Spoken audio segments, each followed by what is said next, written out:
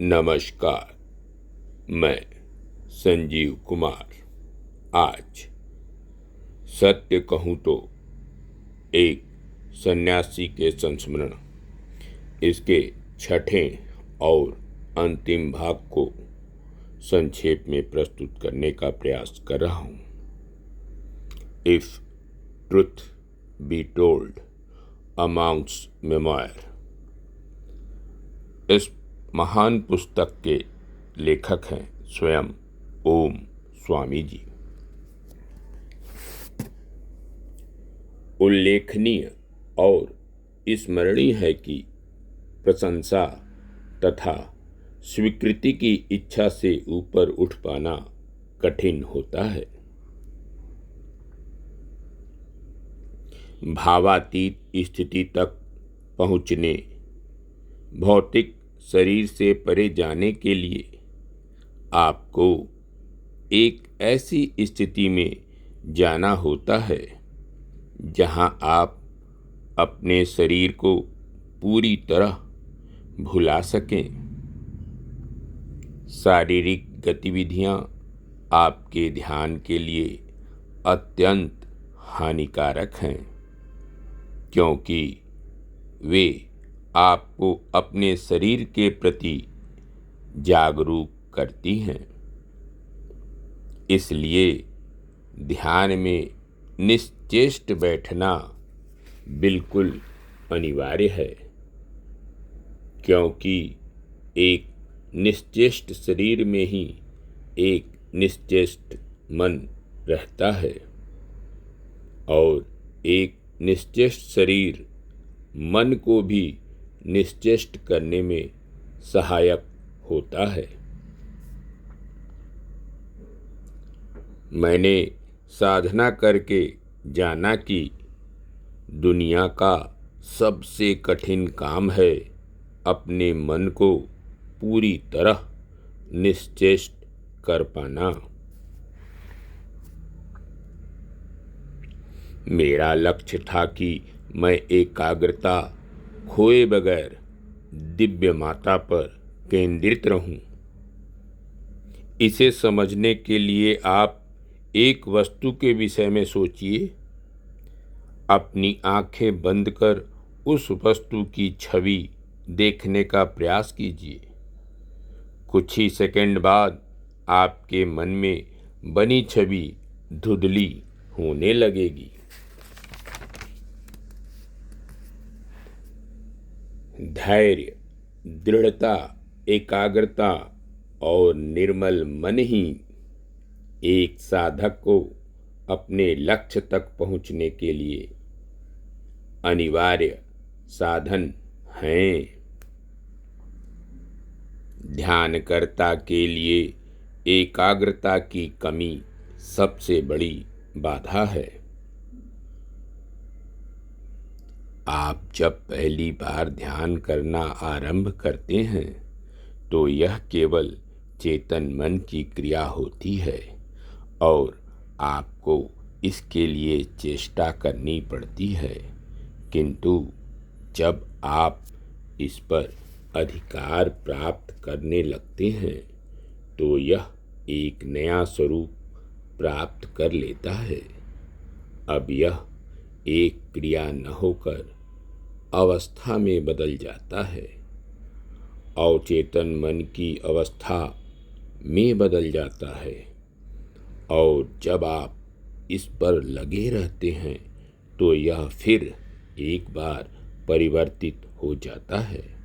अब यह अर्थात ध्यान क्रिया अथवा अवस्था न होकर एक स्थिति बन जाता है जो आपके साथ घटित होती रहती है। प्रारंभ में मुझे अपने मन को रोकने की चेष्टा करनी पड़ी। एक अवधि के बाद मुझे जगन्माता के अतिरिक्त किसी अन्य के विषय में बातें करने अथवा सोचने के लिए चेष्टा करनी पड़ती। प्रकाश की ओर उड़ते एक पतंगे की तरह मेरा मन हमेशा उनकी ही ओर उन्मुख रहा करता। अब मैं इस चेतन क्रिया के रूप में नहीं कर रहा था, यह बस मुझसे होता जा रहा था अनायास। मैं हमेशा एक बेसुधी में रहता और यह महसूस करता कि मैं लगातार नशे में हूँ। इसे समझने के लिए आप सतत रूप से एक प्रिय और मधुर ध्वनि सुनते रहने की कल्पना करें। कुछ समय बाद आप उस ध्वनि के साथ एकाकार हो उठेंगे। दृष्टि क्रिया की पूर्णता प्राप्त करना ध्यान में प्रगति का एक सूक्ष्म किंतु आश्वस्तिदायक चिन्ह है, क्योंकि जब आप गहरा ध्यान करते हैं तो आपकी पुतलियों में थोड़ी भी हरकत आपकी चेतना को वापस शरीर पर ले आने को काफ़ी होती है और यह एकाग्रता भंग कर देती है। मेरे मौन तथा एकाग्र मन ने एक असामान्य ज्ञान को जन्म दिया। मुझे लगा कि मैं इच्छानुसार अपनी हृदय गति को भी रोक सकता हूँ, क्योंकि मैंने अपने शरीर की अनैच्छिक क्रियाओं पर उल्लेखनीय नियंत्रण प्राप्त कर लिया था।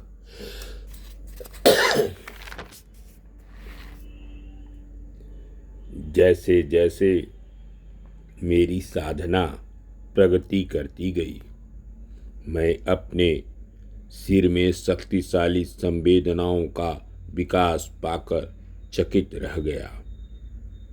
इन्हें व्यक्त करने के लिए मेरे पास शब्द नहीं हैं।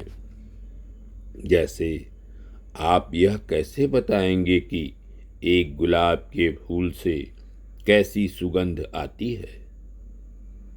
इसे जानने का एकमात्र तरीका फूल को सूंघना ही है।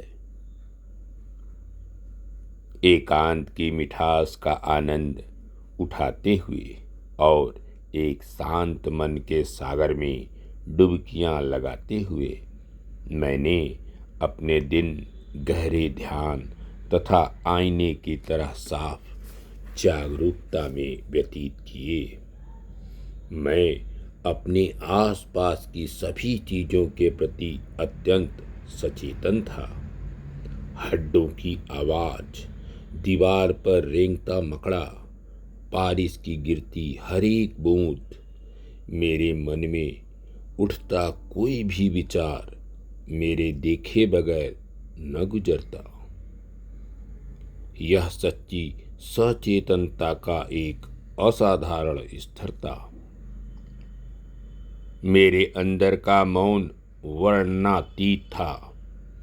ठीक जिस तरह आप दूध मथते हैं और वह मक्खन में बदल जाता है और फिर दोबारा दूध नहीं बन सकता, उसी तरह मेरा मन शांति तथा आनंद की एक ऐसी अवस्था में पहुंच चुका था जिससे उसे वापस पहले की अवस्था में नहीं पहुंचाया जा सकता था।